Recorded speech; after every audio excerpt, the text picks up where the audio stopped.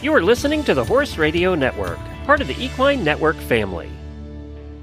This is episode 161 of Retired Racehorse Radio on the Horse Radio Network, part of Equine Network, brought to you by Kentucky Performance Products, Casio Company, and Spalding Labs.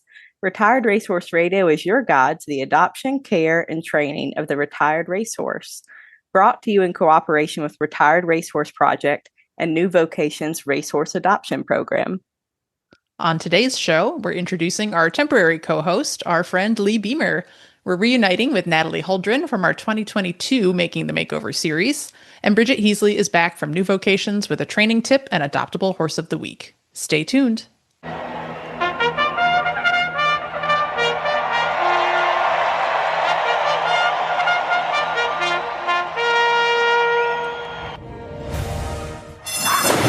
And they're off on Retired Racehorse Radio, the podcast that is your guide to the adoption, care, and training of the retired racehorse. This is Kristen Kovach-Bentley in Jamestown, New York. And this is Leigh Beamer in Wytheville, Virginia, and you're listening to Retired Racehorse Radio. Leigh, welcome back to Retired Racehorse Radio. Kristen, thank you. I'm so excited to be with you for a little while. Yeah, this is going to be a fun season for us. We are thinking of our friend Joy. Leigh very kindly offered to fill in for Joy while Joy is out on maternity leave. So hopefully we will have news for listeners soon about Joy and her twins and their growing family. Very excited to be a podcast auntie. But yeah, in the meantime, Leigh, you and I get to hang out. Yeah, it's exciting times. Yeah, sure. I know. I'm like, so what's also really fun is like, I would love to know like, listeners' reaction when they heard like this is episode and it wasn't me saying it. And now I also get to have you read that bit because there's so many times we use the word racehorse in that opener. Right. And I was like listening to you do it and I was like, ha ha ha, Leigh has to count all the racehorses. So yeah, this is an ongoing struggle at Retired Racehorse Project that like our name is too long. And then I'm like, wow, New Vocations is even longer. So those guys really got a lot of typing to do. So lots of racehorses, lots of R words. So yeah, the retired racehorse. It's all over the place. I know. I was like, ooh, fun for Leigh. She gets to read that intro. Yeah. That's hilarious. So strong start. yeah, that's your initiation. You have to read that without stumbling over the word racehorse 1,000 times. So, you know, our guest today is Natalie Holdren, who she did the Make the Makeover series the same year you did in 2022. So we'll, you know, get into all the cool stuff that everyone's done with their horses since then. So we'll get our update on Finn, or Hot Girl Summer, who still has the best racing name of all time. Absolutely. But I know too, like you've got like, do you have a baby horse too? Yes, there's a new character unlocked on the farm. She's really cool. She's a year and a half almost. Another good show horse name is See Me Moon You. Oh, and that is C is in the letter and U is in the letter. So, nice. You got a theme going on with the U's and the two saucy girls on my hands. Oh God. But she's super cool. She's actually registered with the Hanoverian Society, but her dad is a Jockey Club registered thoroughbred. His name is Celestial Ranger. He's a Perlino. He's going through all the warm blood testing, and he's just a really cool guy. So even though she's a registered warm blood, I didn't stray far from my love of the thoroughbred. So I think she's going to be really cool to come along. I love that. I also hate that this is like an ongoing thing that we're trying to wrap our heads around, like how to address this at RRP. But I hate that a 50% thoroughbred, like warm blood, is still considered a warm blood. Like once there's any warm blood in there, like the Jockey Club, it's like, nope, that's not a thoroughbred at all, even if it's 50% or more. And unfortunately, the thoroughbred loses a lot of credit for like its contributions to other breeds because they become the other breed. And it's the same thing in quarter horses. They're an appendix quarter horse. They're not a thoroughbred cross. Like nobody sells a horse as a thoroughbred cross, right? So yeah. Thoroughbreds are used in everything, but they do lose a lot of credit. So I do like to let people know that her dad is a thoroughbred. I love very proud of that. Thank you for that. Yes, always. And yeah, good for him for going through all the warm blood testing too. That's really neat. Yeah, he's a cool dude. So I got to meet him when I went to meet Emmy. He's a really sweet guy. He's only 5 at the time when I met him, and just super chill. And so was her mom. I mean, both very calm. And they were both 5. So I think it really rubbed off on her. She couldn't care less about most things, which is great in a yearling. So we'll see what happens. I love that. Yeah. Yeah. God bless, because like baby horses are not my jam. I'm like, somebody else can go mess them up and I'll take them on later. Yeah. I don't do babies. True. And I've always had the thoroughbreds, but this is my first time really starting from a blank slate where I get to be the one to cause all the weird issues or what have you. So all of her trauma will be from me, which is exciting. So I'll know the roots of everything.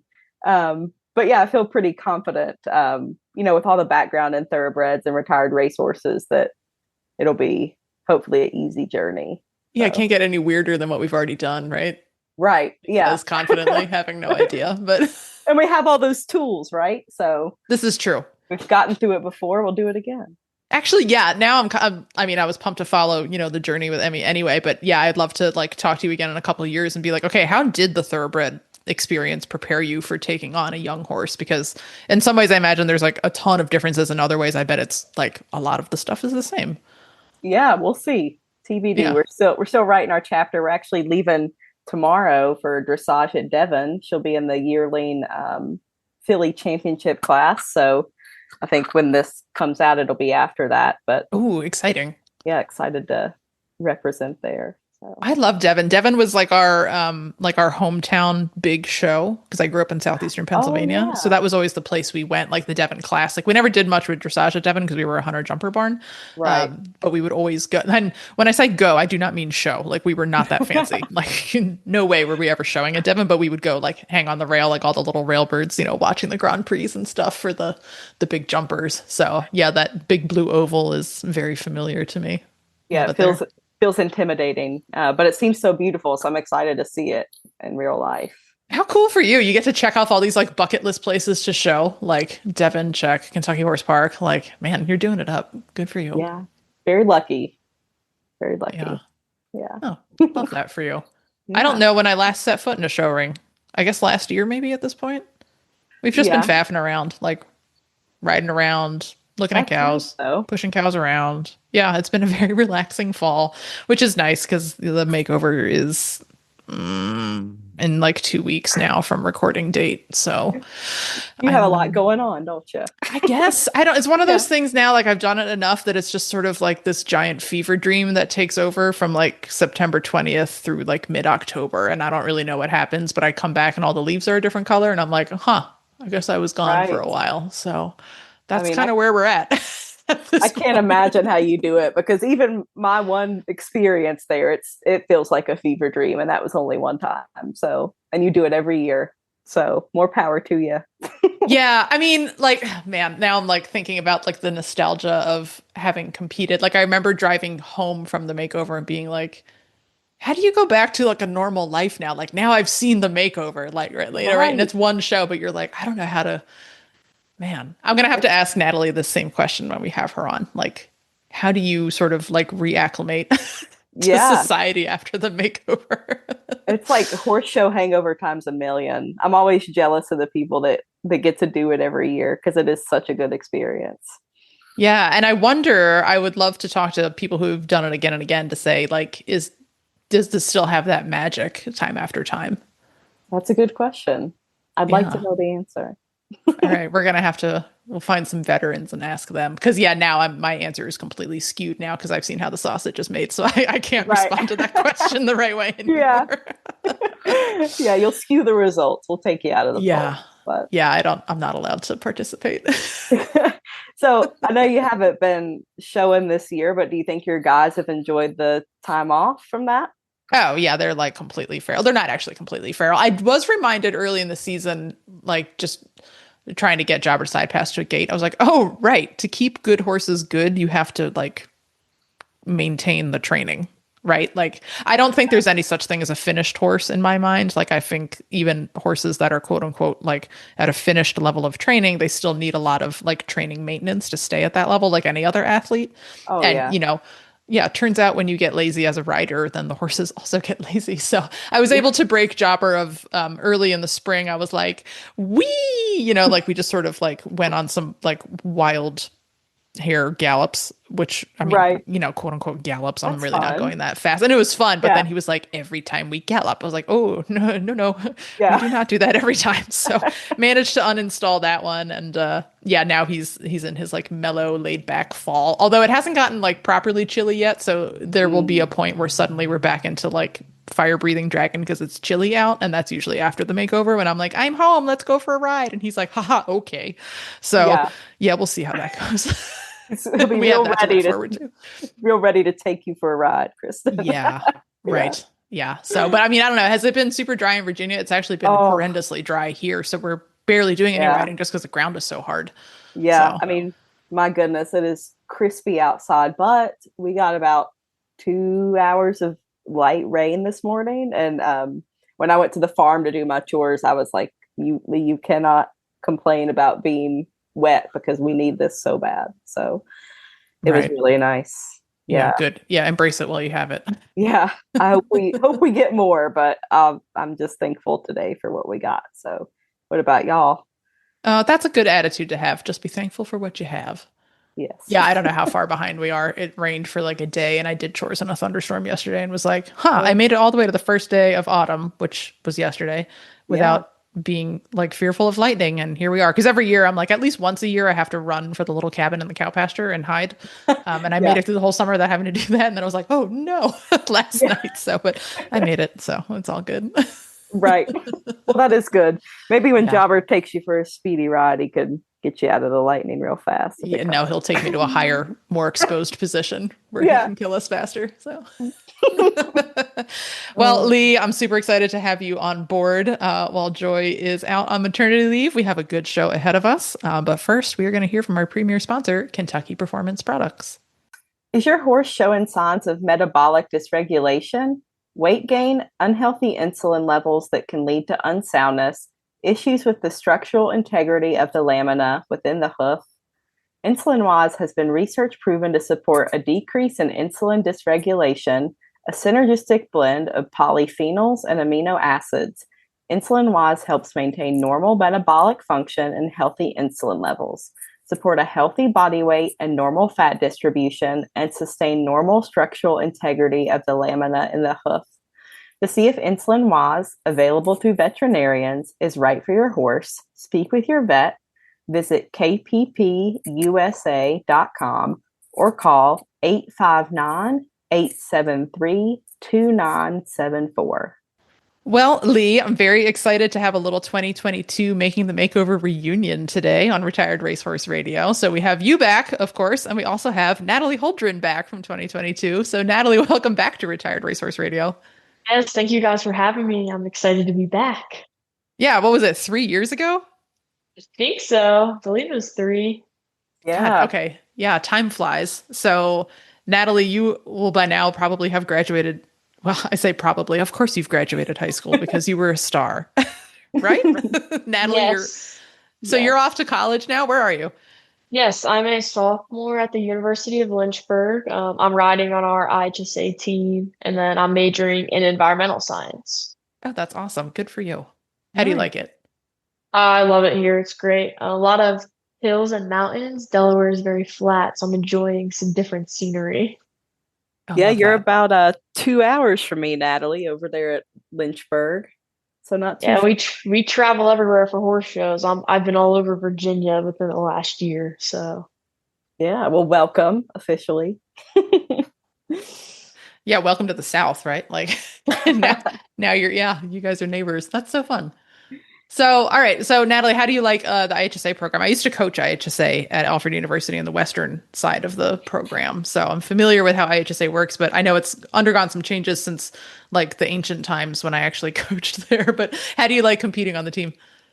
Oh, I love it. I like the IHSA format. I loved IEA, and it's very similar to that. I like just getting to ride a bunch of different horses. I'm in the novice division, so I'm just really focused on my flat work and flat position. And it's been really nice to be able to focus on just one or the other, like flat or jumping. And I still get to jump in practice and everything, but I just like going to the horse shows and not having to get a horse ready and get up like at like the crack of dawn to go get a horse ready and clean up my gray horse, I can just show up in my show clothes and the horse is magically already ready for me. So it's a nice break from normal horse showing for sure. That is a bit of a treat, right? Yeah, you're Yeah. like somebody else had to warm this up and get up early and get it ready. And yeah, we were the host school a lot. So I was like, oh yeah, that was me. Yeah, we Oh, host. that's awesome. Yeah, we'll host like a back-to-back weekend, and that's like the worst weekend of the year. It's October 4th and 5th. We're hosting our two home shows for the year. We do them Saturday, Sunday consecutive, so they're done out of the way, but then we're here all day, Saturday, Sunday, from Yeah. like 7 to 6 usually. And then do you do all the cleaning on Friday, like to make sure your facility's nice and tidy and everything? Yes, yeah. Because that was almost the worst day for us, because it was like And then family reunion times 1,000, and like the coaches, myself included, were very like, company is coming, and it was complete mayhem trying to get the facility cleaned up. So yeah, it's like we set the course so like people can ride it before, but then trying to set the course, make sure it's clean because everything here, the like sand and dirt here is just super like clay. So everything looks like orange. We got to go out there and like wash it before the horse show. Then after schooling in the morning, we got to go back out and wash it. But if you don't wash it originally, then it doesn't look great after schooling. And like put out like parking flags, signs, because like we have to have people park in the field, our one field. So it's like park this way, don't come up the actual driveway because it's like a split. And that's like the worst day, like making sure all the horses like are clipped up, manes pulled, they don't look like homeless before the horse show.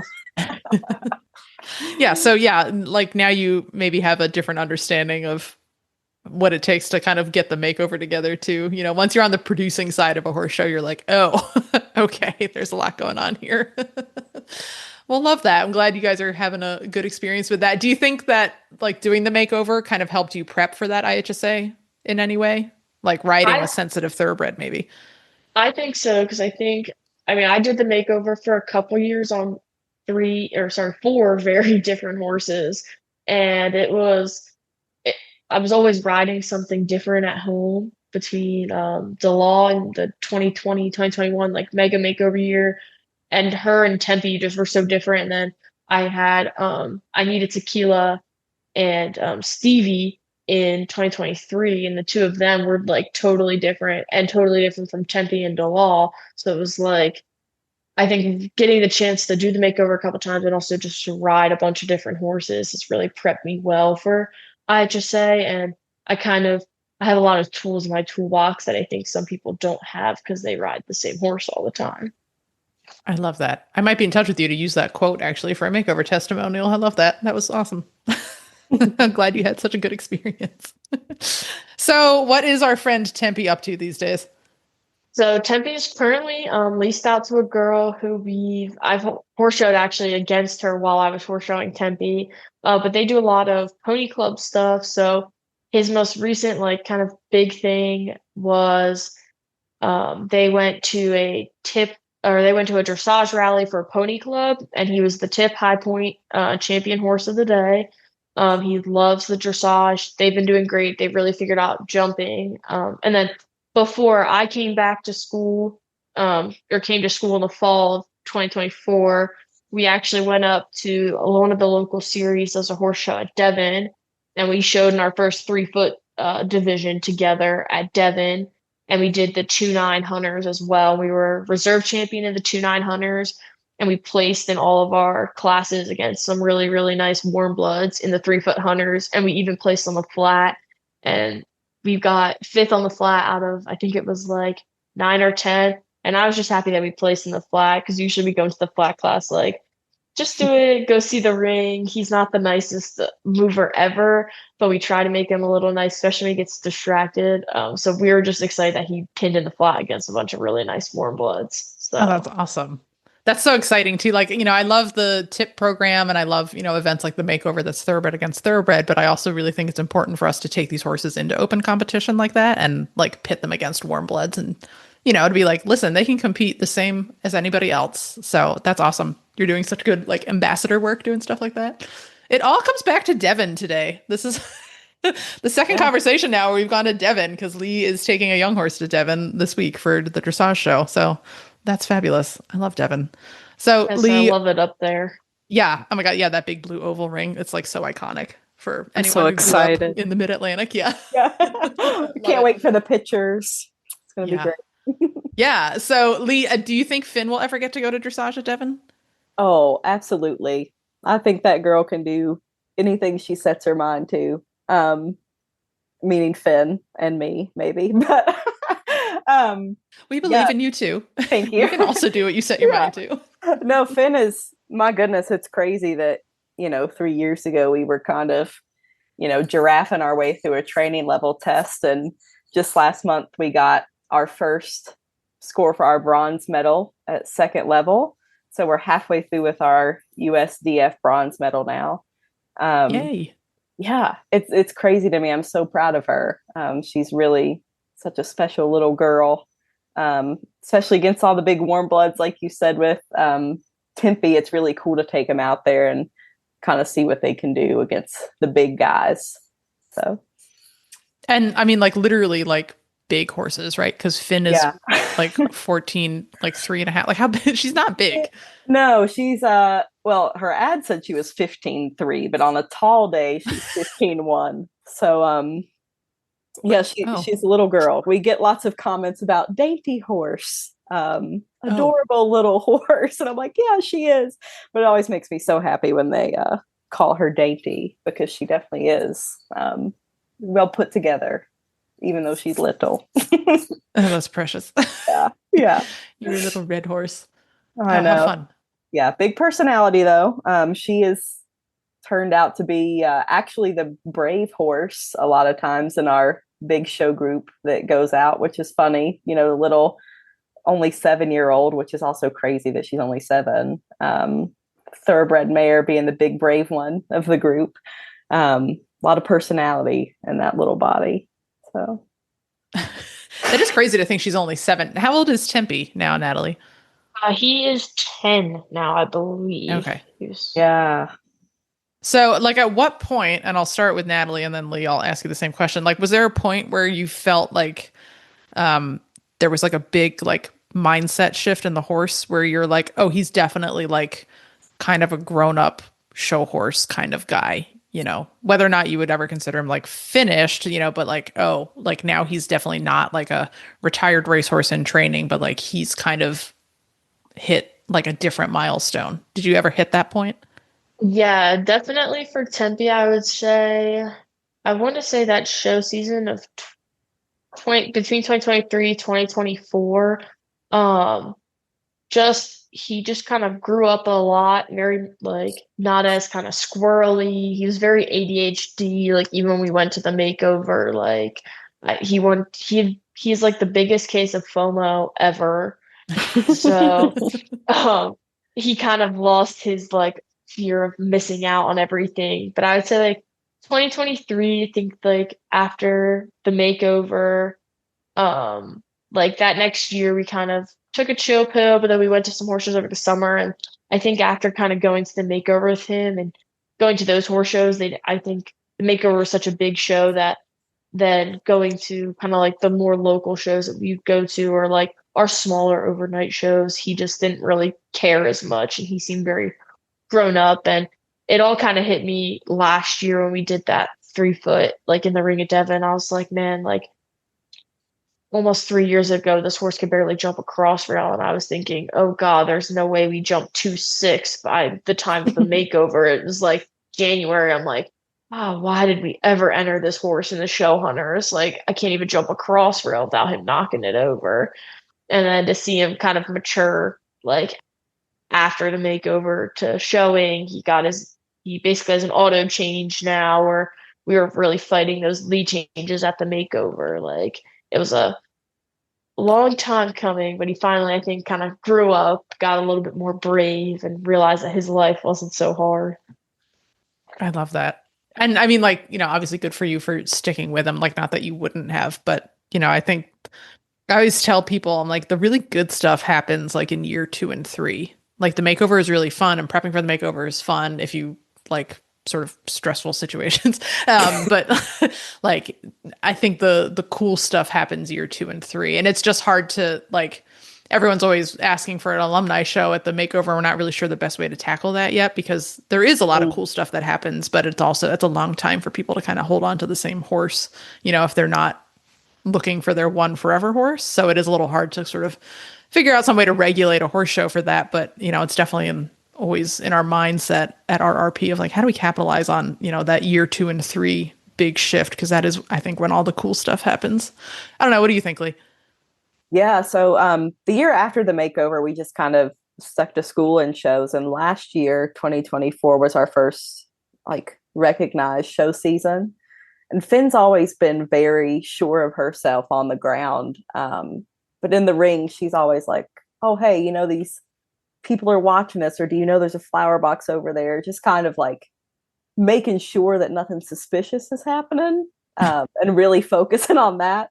And this year, finally, coming out, that a lot of that's gone away. She really kind of has started to trust herself a little bit more and settle into being in the ring. And she's finally started to understand what on the bit is and going in a proper frame. We were giraffe girl for a long time.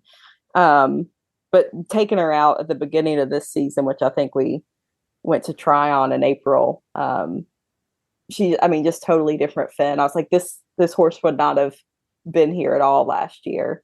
So I think that winter, a lot of that really marinated with her, what we had done the previous season. And I think she's only going to get better. There's still a little bit of that suspiciousness. Like, she's got to keep a check on everything, and can't totally relinquish all trust, that I, have her best interest in mind to make sure nothing gets us or anything. But she's really started to kind of settle into herself and get more confidence. I'm really excited to see what her 8-year-old year is like, because she's finally starting to love.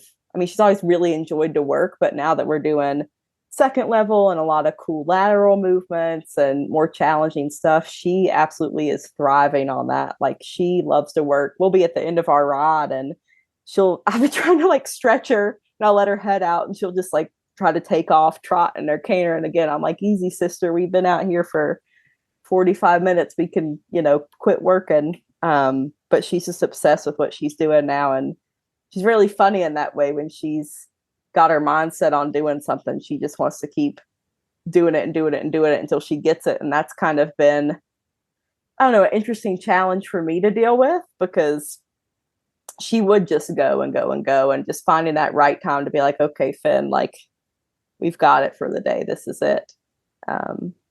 Has been kind of an interesting thing, because she would just keep on going, but she's that. Yeah, I think that's one of the hardest things to do, as especially the sort of self-guided, ride at home trainer. Yeah. Is to know, especially because these thoroughbreds will just, they're like border collies.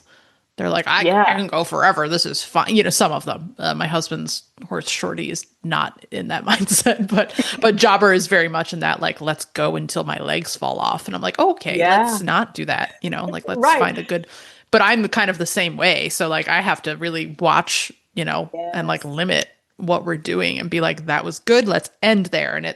So sometimes if you have a personality like your thoroughbreds, that cannot always be a great combination. You got to really self-govern a little bit.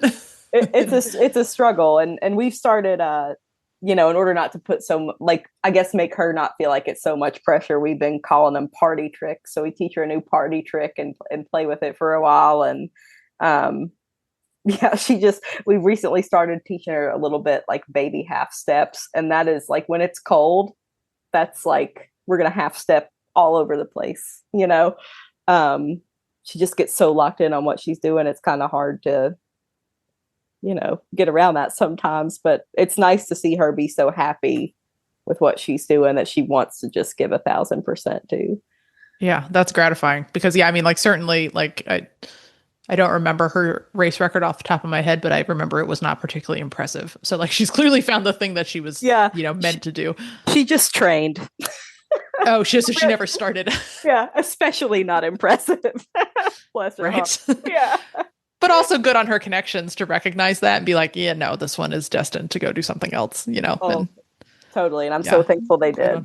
Yeah, that's awesome.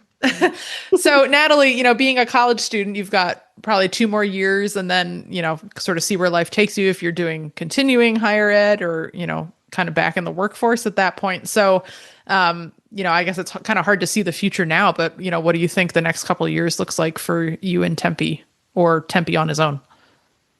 So definitely Tempe's gonna be hanging out. He's with Glendale, and the girl who has him now is a senior in high school, but they absolutely love him over there. He's gonna be joining their lesson program. And just he has an adult riding him now as well. Those two are sharing him, and he's been absolutely perfect for both of them, and they adore him. And they said they'll keep him as long as I need him to stay there. So definitely for at least these next 2 years of undergrad, I'm hoping to get him back after undergrad. If I'm going to grad school, take him with me, or if I find a job somewhere, I'd love for him to come back with me. But I know he has a great home where he's at, and he's loving his job currently, and he's so spoiled right now. So Well, good for you for sharing him, because that can also be really hard to do, right? To like relinquish, like that's a horse, like you and he kind of went through a whole journey together, to do the makeover prep. And sometimes that can be hard to sort of turn the reins over to someone else. So, good for you for putting him first, and thinking like, hey, if he has a job and he's happy, like horses with a job have a home, right? It's horses without a job that are the ones that find themselves in trouble. So yeah, good for you for, finding a good fit for him. And yeah, hopefully it all works out. You can reunite with him and hit the road together in a couple of years. yeah, hopefully. And it's too having like that being my first really big kind of project tours for my own. Like I absolutely adore him, and joke around that like he was like a car that I customized. He had all my own personal buttons from whether that's my good or bad habits that I think some of the girls had to kind of figure out or fix up a little bit, like from my like bad habits or how I ride. Like I I always said like picking up his like canter leads, I would always just ask with my right leg no matter what side we're on. And so his cantering to the right lead, most time you'll ask with your outside leg. But he used to be so bad about dropping his shoulder, I'd have to keep my leg on. So then it was both legs for the right lead. And I was like, just so you know, it's a little weird. And they said he's gotten a lot better about it. And I was like, but being a kid kind of training a horse, I just say like I put my own buttons on him, or I souped him up the way I wanted to for my riding, maybe not everyone else's riding style. Well, don't worry, that doesn't go away when you're an adult either, because jobbers the same way. Like you use your right leg and a little bit of left leg at the shoulder for the left lead, and then you use your left leg also for the right lead. But the left leg is there both times, which is very confusing to people. They're like, wait, what do you mean? I was like, just listen, it makes sense. Okay. But it makes sense. Yeah. I get you is what I'm saying. So don't worry, that doesn't go away. It's not like, oh, I'm a kid and that was the horse. No, that's fine. You're a horse trainer. Good job. Leigh, what do you think I know you're working on your bronze medal. What do you think the next couple of years looks like?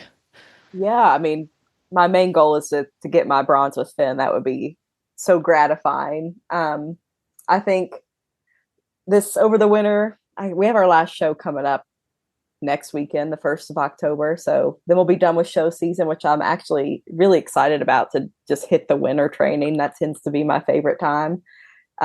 So Finn is really convinced that she should just be doing lead changes all the time instead of counter canter. So counter canter is pretty big in second level. And I'm like, sweet Finn, it's a clean change, but we don't need that quite yet. So yeah, just kind of getting her ready for the higher second level tests, and hopefully maybe by the end of next season be ready to come out at third. But yeah, I'd really like to finish my bronze on her. And, as we know, Finn has some special feet, so we'll keep her happy and going for as long as she wants to. I kind of got the baby Emmy thinking maybe Finn would need to slow down in a few years, but I think maybe now that I have, Finn just will go forever. So that would be great.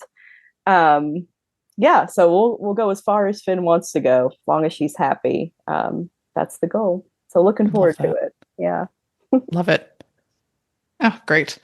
All right. And so, Leigh, you and I hit a question earlier when we were opening the show that I think we'll end this conversation with. It's like a little bit of like I don't want to say existential question, but kind of like Kind of. It Kind is of a little bit, right? Like, Yeah. so like Natalie, you've done the makeover a few times. I competed in it once. Leigh competed in it once.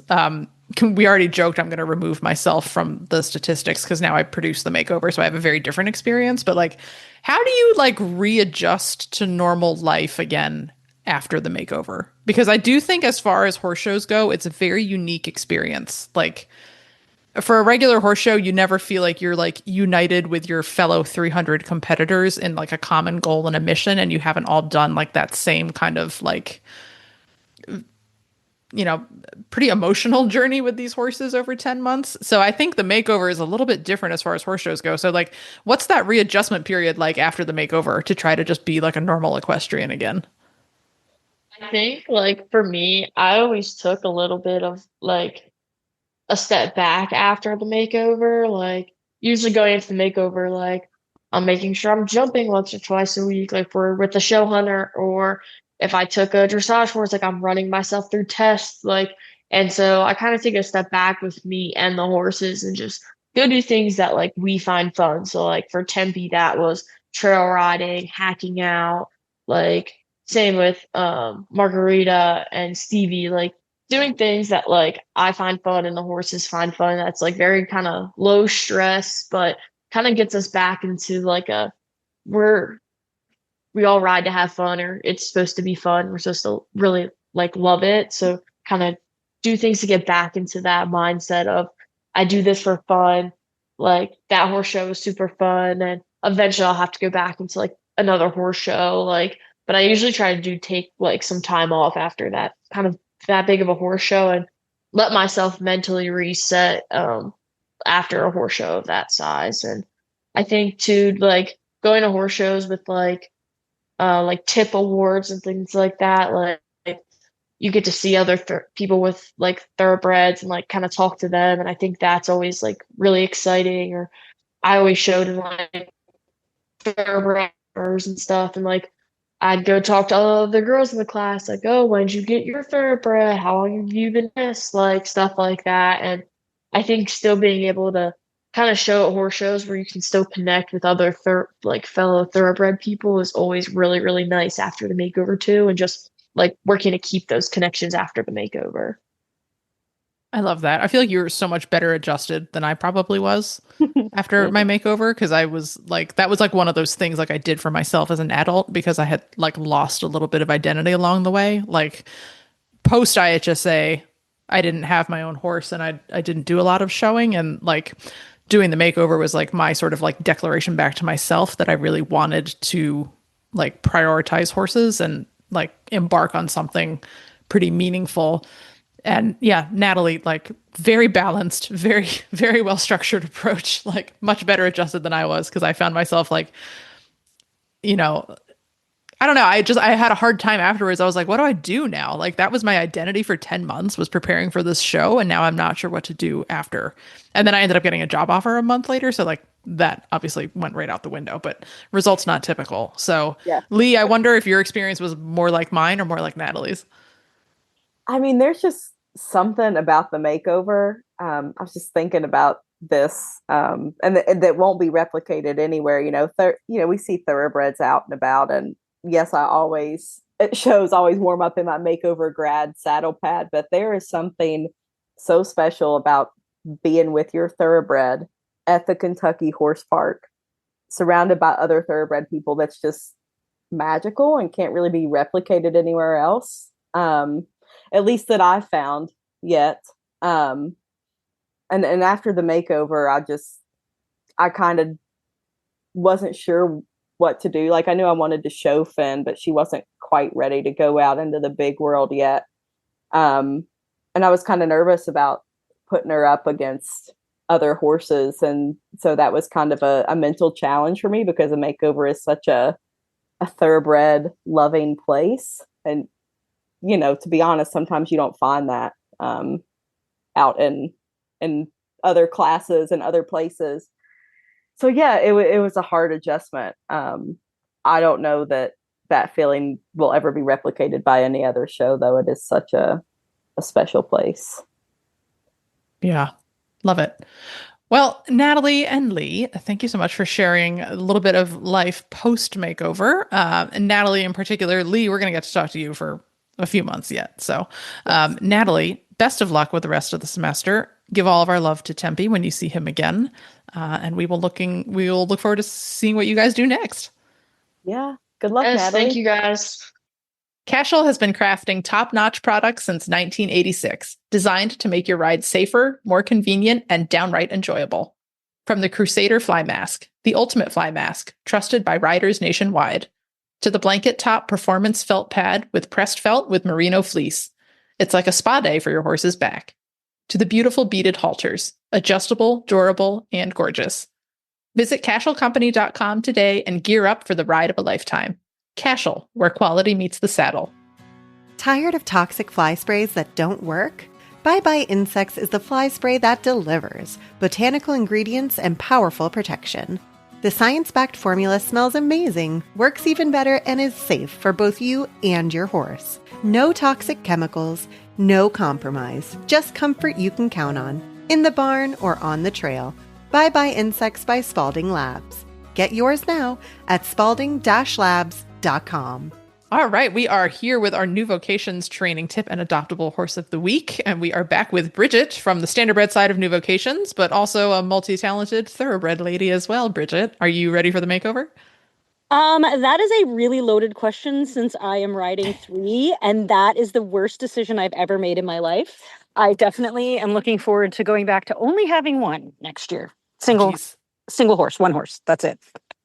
Great. Yeah, that sounds... Yeah, I lead my 3 around at the same time, which you probably shouldn't do, but like whatever, like terrible pony club kid here. But yeah, I can't imagine taking 3 off property. So bless. I'm taking 4 off property, but I only have to ride 3. I have a junior riding the other one, and no, too many.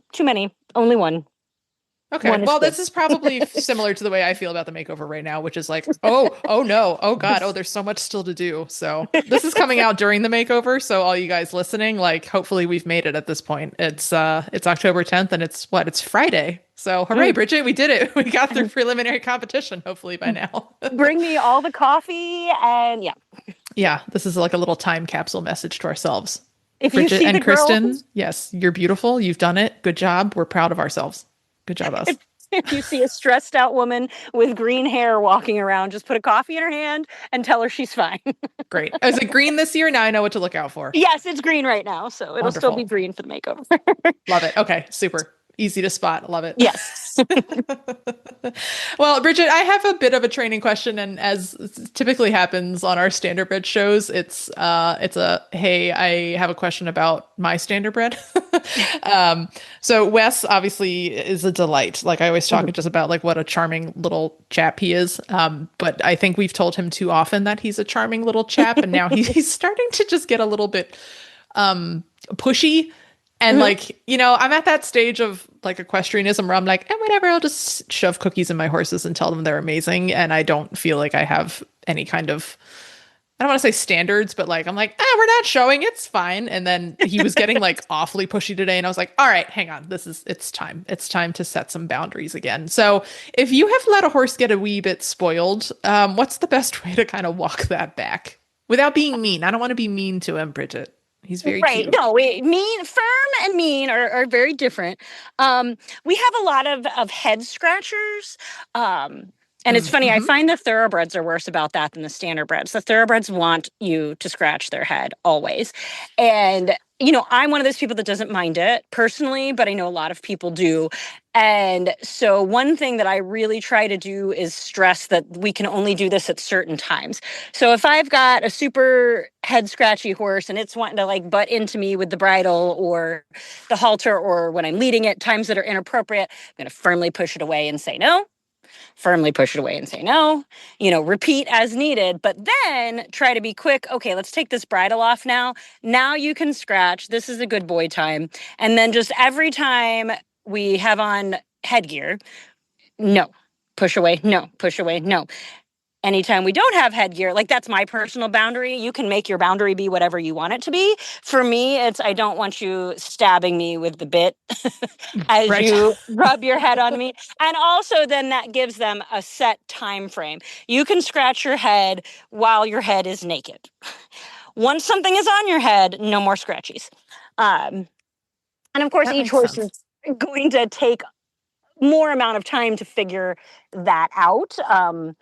But I really make sure to lean into it if they're super itchy. Oh my God, we're going to rub your head so much right now. Like, we're just going to really lay into this and tell you you're so cute and just lay into those scritches. And then as soon as the halter goes back on, now we're done. And most of them figure it out pretty quickly. Another thing is, I'm trying to think, if they're like a treat beggar, just putting them to work when they're begging for a treat, make them move their feet, make them do something. And then the treats come at a set time too, whether it's right after you drop the bridle or, at the end of everything, just giving them a time, because I love to feed mine their minty muffins and everything else. We had a really bad beggar, although this was a little counterproductive. We taught him to smile to get a cookie. So it did stop him from banging things and pawing, because he was one of those horses that would paw real bad. But he would routinely smile even if it wasn't like treat time, and then you'd feel really guilty. So he trained you pretty well then too. Yeah, then I felt really guilty if it wasn't treat time. But likewise, he knew we didn't do this in the bridle. We did this either, standing in the cross ties or standing in the stall. But just redirecting that behavior into something else so that, no, this is not the time for this. This is the cue for the time for this. Okay, that makes sense. And, it's funny because I'm thinking back to the earliest days in which you're kind of taught, like, here's some boundaries to have with horses. Like when I was like a kid in 4-H, like it's amazing what a better understanding of sort of equine psychology we have now of like, yes, horses are smart enough to know the difference, right? Like when I was a kid, it was like, absolutely not. They're never allowed to do this because they can't tell, right? Like they can never scratch on you ever. It's a dominance thing. It's like, gosh, like I think we have such a different understanding now of how the horse's brain works and how trainable they are. We really do. Yeah. We really do. And they, like I said, they have picked up on that, only scratch when the bridle and halter are off things so quick. Like all of the ones I have learned that so fast. And then you still feel like you're rewarding them, but they're still respecting your boundaries as well.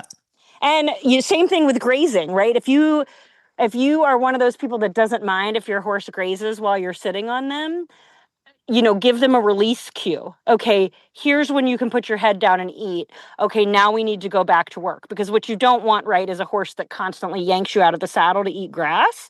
Right. I don't think you have to banish them from ever eating grass. I know I'm the worst pony clubber also. I don't think you have to banish them from ever eating grass while you're in the saddle. But I do think they need to know, here's your start time, here's your stop time. It's time to work now. Yeah. Okay. That makes sense. Yeah. And that makes me feel better that I don't have to just be like, no more love for you, Wesley. No love. Right? Never. When I just want to jam him full of cookies and tell him how great he is. So, okay. That makes me feel better. Thank you very much. All right, Bridget, tell us about our adoptable horse this week, who looks like he absolutely wants to be shoved full of cookies in my barn.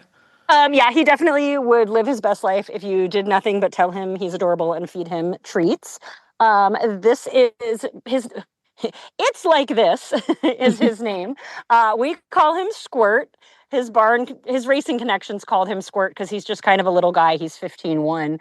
And he is, by Tell It Like It Is, who's a well-said horse. And I know not all of our listeners are super familiar with standardbred pedigrees, but the well-saids tend to be very attractive horses and rather self-important. They think the world revolves around them and that you should treat them as such. And Squirt is no exception. He's a very clever little guy and figures things out very quickly. And he, like a lot of school ponies, if you let him figure that out for evil, he might. Don't let him figure out evil things. No, right now, all he ever does is like, oh, here's the door. Maybe I should just go out here to see my friends. And you tell him no and send him on about his way. And he's like, oh, okay, that's just fine. But he is absolutely darling little mover, just cute, cute, cute under saddle, wants to tuck his little chin in and just trot as cute as can be. He goes over poles. He's trotted over some little jumps. He's just a good little dude. I'm watching his video now. He's got a very floaty trot. Yes. Like sometimes these guys are just, they're covering the ground, but he actually, he looks like he could get repurposed maybe into a little dressage home, Leigh. Yes. I was just, I'm a sucker for a little horse, and he is built so nice too. He looks pretty uphill, and his trot is so floaty, and even his walk looks like it could be really nice. So I think just caught one of those little moments. Yeah. Forward motion to him than a lot of the standardbreds. A lot of our standardbreds start out, a little behind the leg, a little done with going anywhere, and he's got a naturally forward rhythm that's really pleasant to ride. Yeah, he's very cute. He reminds me a little bit of a quarter horse build. Yeah. He's got a fairly delicate face, because some of these standardbreds tend to be, I personally love a big standardbred Roman nose, but he looks like he could be, like a quarter horse or an appendix. And I noticed the line here on his description that he eats very little grain to maintain his robust figure, which is very flattering. That's a nice way. That was me not calling him a sausage in his description. He's a little bit of a sausage. Yeah. He is great. So he's at the Richwood, Ohio facility, and I see that he is on a little bit of a discount until October 12th. His adoption fee is $1,500, which is still a bargain, especially in today's prices, but he's discounted now to $1,000 until October 12th. Do you guys have a special going on? We do. And last year, we did the same special last year, but last year it was just restricted to makeover eligible thoroughbreds. But I was like, hey, don't leave us out over here in the standardbred barn. So people are getting the benefit of the thoroughbred makeover even on their standardbred horses. Oh, love that. I love a bargain. And I could probably make Richwood on my way either to or from the makeover. So there's that to look forward to. We're only 3 hours from the makeover. Oh, perfect. All right, Bridget, remind folks how to get those adoption applications in and where to find these horses. Yes, go to horseadoption.com, fill out your questionnaire, and then Allie, our amazing adoptions manager, will send you an adoption application. Once that's done, you give us a call, and we will get you set up with the horse of your dreams. Love it. Thanks, Bridget. Best of luck at the makeover. We'll see you in a couple weeks. Thank you. Kristen, did your sign off used to be add more leg? It was at one point, and then I snuck it in. I think we were talking about cows with someone working cows, and I switched it, and I left it there like a little Easter egg to see if any listeners would notice. So well done. If you found it, let us know. And you can find our show notes and links to today's guest on the website at horseradionetwork.com. Like us on Facebook and Instagram. Just search for Retired Racehorse Radio. Follow us on Twitter at Horse Radio. You can find me on Instagram at hotgirlsummer.ottb, and that is girl with a U. And my email is rbeamer95@gmail.com. You can find me on Instagram and Threads at The Horseback Writer, and my email is kristen@horseradionetwork.com. Thank you so much to our sponsors, Kentucky Performance Products, Cashel Company, and Spalding Labs, and to our partners, New Vocations Racehorse Adoption Program and the Retired Racehorse Project. Don't forget to check out all the other shows on the Horse Radio Network, part of Equine Network, at horseradionetwork.com. Don't forget to rate, review, and subscribe, as it really helps us continue to bring you all the off-track content that you love. Always embrace your chestnut mare. And, as Leigh said, cowside leg.